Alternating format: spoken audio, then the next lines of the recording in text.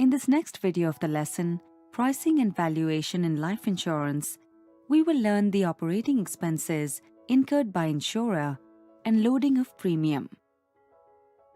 There are various types of operating expenses that life insurers have to incur, such as agents' training and recruitment, commissions of agents, staff salaries, office accommodation, office stationery, electricity charges, and other miscellaneous expenses.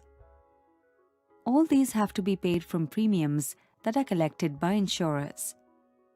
These expenses are loaded to the net premium. A life insurer incurs two major types of expenses.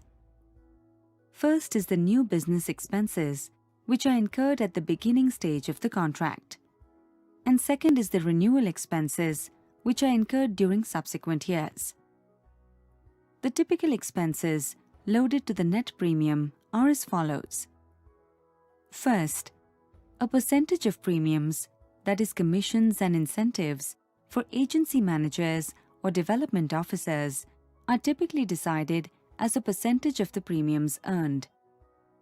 Second, a constant amount of each 1,000 sum assured or face amount is added to the net premium. Expenses like medical examiners' fees and policy stamps vary depending on the amount of sum assured. Third, a constant amount per policy, that is, expenses like salaries and rents that generally vary with the amount of activities. These in turn depend upon the number of policies being serviced. More the number of policies, higher the overhead expenses. Participation in profits also ushered an element called bonus loading into premiums. The idea was to provide a margin for profits as a loading in the premium, such that it served as an added cushion against unforeseen contingencies and also paid for the policy's share of surplus distributed as bonus. Next, we will learn about loading of contingencies. Apart from expenses, the life insurer also constantly faces the risk that actual experience may be different from the assumptions made at the stage of designing the contract.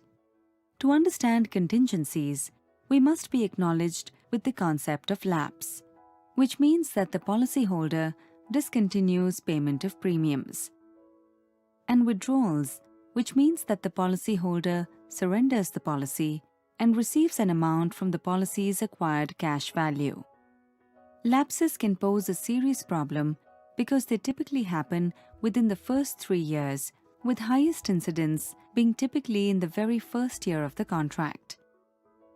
Life insurers incorporate a loading in the anticipation of leakages that may arise as a result. Therefore, gross premium equals to the addition of net premium, loading for expenses, loading for contingencies, and bonus loading. Thank you.